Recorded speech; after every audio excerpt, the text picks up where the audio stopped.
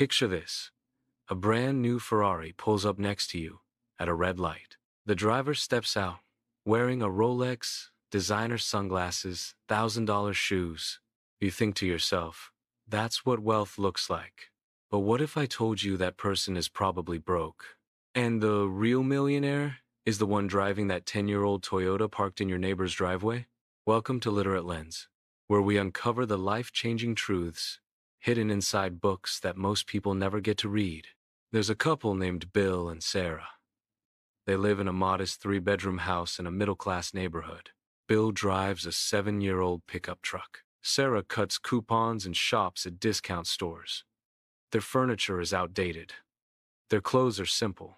If you walked past them on the street, you wouldn't give them a second glance. You certainly wouldn't think they're millionaires. But here's the twist. Bill and Sarah have a net worth of over $2 million. They're financially free.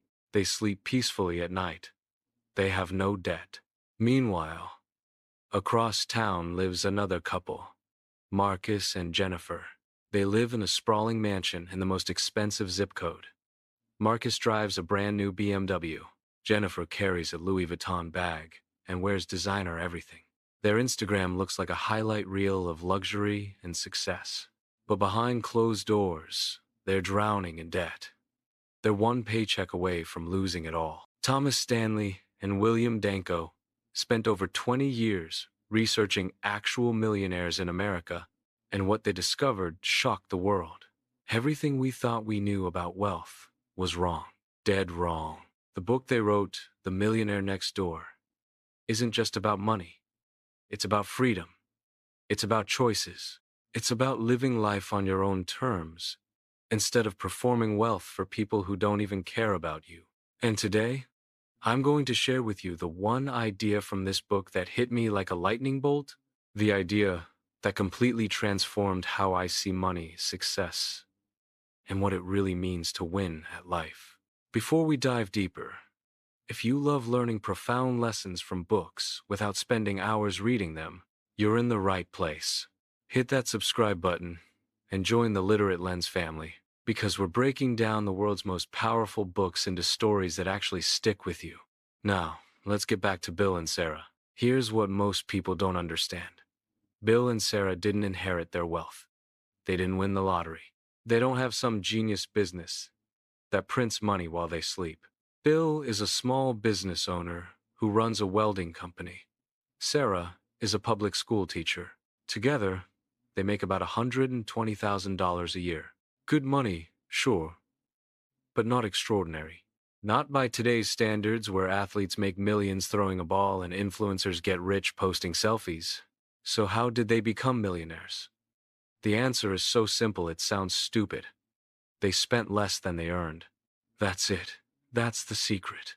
But wait, you're thinking, that can't be it. That's too simple. Everyone knows you should spend less than you earn. And you're right. Everyone knows it. But almost nobody does it. Because spending less than you earn means saying no. It means driving that boring car while your coworker pulls up in a leased BMW. It means staying in on Friday night while everyone else is posting stories from that expensive restaurant. It means your kids wear hand-me-downs while the neighbor's kids have the latest everything. And that hurts. It feels like losing. It feels like you're missing out. It feels like you're failing at life. Stanley and Danko discovered something profound in their research. They found that most people who look rich aren't rich at all. They're what the authors call high-income, low-net-worth individuals. These are people making $200,000, $300,000, even $500,000 a year, and they have almost nothing to show for it. Because every time they make more money, they upgrade their lifestyle. Bigger house, fancier car, designer clothes, private schools, expensive vacations. They're on this endless treadmill, running faster and faster just to maintain an image. And the image isn't even for themselves. It's for other people. People who honestly don't care. People who are too busy worrying about their own image to think about yours. Then there are the real millionaires. The quiet ones. The ones Stanley and Danko call prodigious accumulators of wealth. These people make decent incomes, sometimes even average incomes, but they've mastered something that seems impossible in our culture. They don't care what other people think. Bill doesn't need a new truck to feel successful. Sarah doesn't need a designer purse to feel valuable. They've built their entire lives around one radical principle: financial independence matters more than looking impressive. And this is where the story gets really interesting. The authors discovered that real millionaires share 7 common traits, but there's one trait that stands above all the rest. One trait that separates the truly wealthy from the pretenders. It's this: they allocate their time, energy, and money efficiently, in ways conducive to building wealth. Let me translate that into a story you'll never forget. Imagine you have 2 friends, both making the same salary. Friend A spends 5 hours every weekend washing and waxing his luxury car, another 3 hours shopping for the perfect outfit, and his evenings scrolling through social media looking at what successful people are buying. He's obsessed with the appearance of success. Friend B spends those same hours differently. She reads books about investing. She researches index funds. She meets with a financial advisor. She learns about tax strategies. She builds a budget. She plans. She thinks. She strategizes about her financial future. Fast forward 20 years. Friend A is still renting. He's got a closet full of clothes he wore twice and a garage full of expensive stuff he never uses. He's stressed. He's tired. He's trapped. Friend B owns 3 rental properties. Her investment portfolio generates passive income. She could retire tomorrow if she wanted to. She has options. She has freedom. She has peace. This is what Stanley and Danko mean by allocating resources efficiently. The millionaire next door doesn't spend time trying to look rich. They spend time actually becoming rich. And here's the part that made me want to cry when I first read this book. Most people never escape the trap because they're too proud to look poor. Think about that.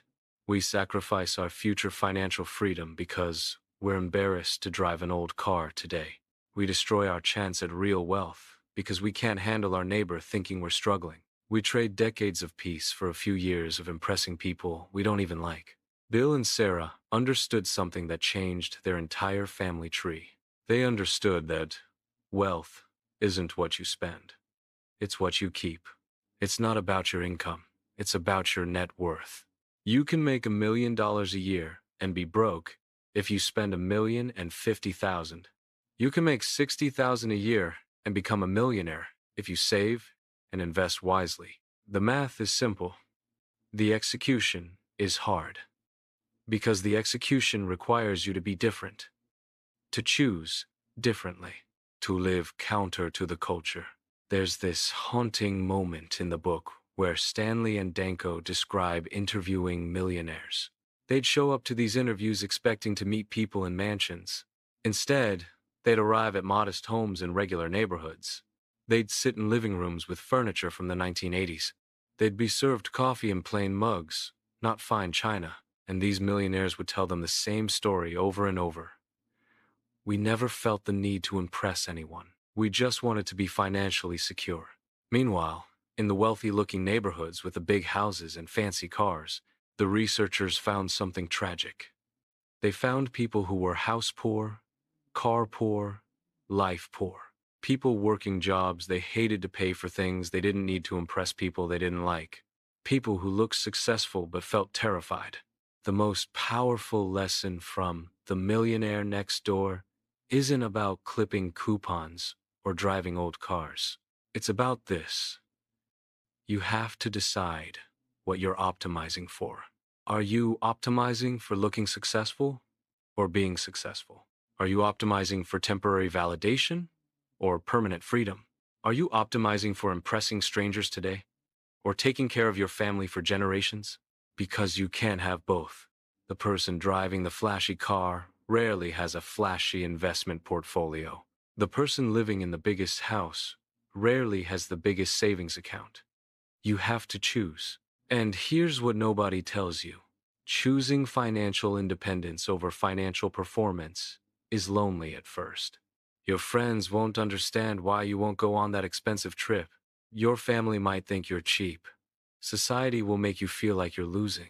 But then something magical happens. 5 years pass, 10 years pass, 20 years pass, and suddenly, you're the one who's free. You're the one who can quit the job you hate.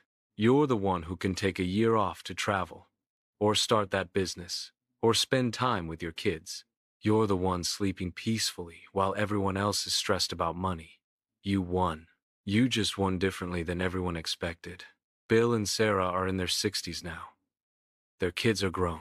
And here's the beautiful ending to their story. They just paid for both their children's college educations, in full, with cash. No loans, no debt. Their kids graduated free.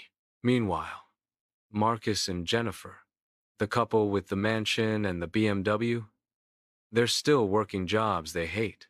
Their kids graduated with crushing student loan debt. And they're starting to realize that all those years of looking rich cost them the chance to actually be rich. Stanley and Danko's research reveals something that should be taught in every school. Wealth is almost never about how much you make.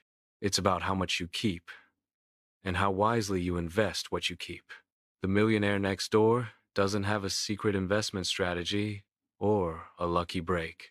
They have discipline. They have patience. They have the courage to look average while building something extraordinary. They understand that real wealth whispers while fake wealth shouts. So here's my challenge to you, and here's why this matters more than ever. We live in a world designed to make you spend. Every advertisement, every Instagram post, every show you watch is engineering you to want more, buy more, upgrade more. The algorithms know your insecurities, and they exploit them. The system profits when you're broke. Your freedom threatens their business model. But you have a choice. You can play their game, or you can play Bill and Sarah's game. You can optimize for appearance, or optimize for freedom. The Millionaire Next Door taught me that the most rebellious thing you can do in modern society is refuse to look rich while you're building real wealth. It's refusing to perform success while you're actually achieving it. It's having the guts to be misunderstood today so you can be unstoppable tomorrow. Real wealth isn't loud. Real wealth doesn't need to prove itself. Real wealth is the teacher and the welder living in the modest house with 2 million in the bank, sleeping peacefully, living freely, winning quietly. If this story moved you, if it changed how you see success even a little bit, do me a favor. Subscribe to Literate Lens. We're building a community of people who read between the lines, who find the wisdom that changes lives. Share this video with someone who needs to hear it, and then ask yourself the question that matters. What am I optimizing for? Because your answer to that question will determine everything. Not just your bank account, but your freedom, your peace, your life. The Millionaire Next Door isn't special. They're not smarter than you. They're not luckier than you. They just made different choices. And today, right now, you can start making those choices too. The question is, will you?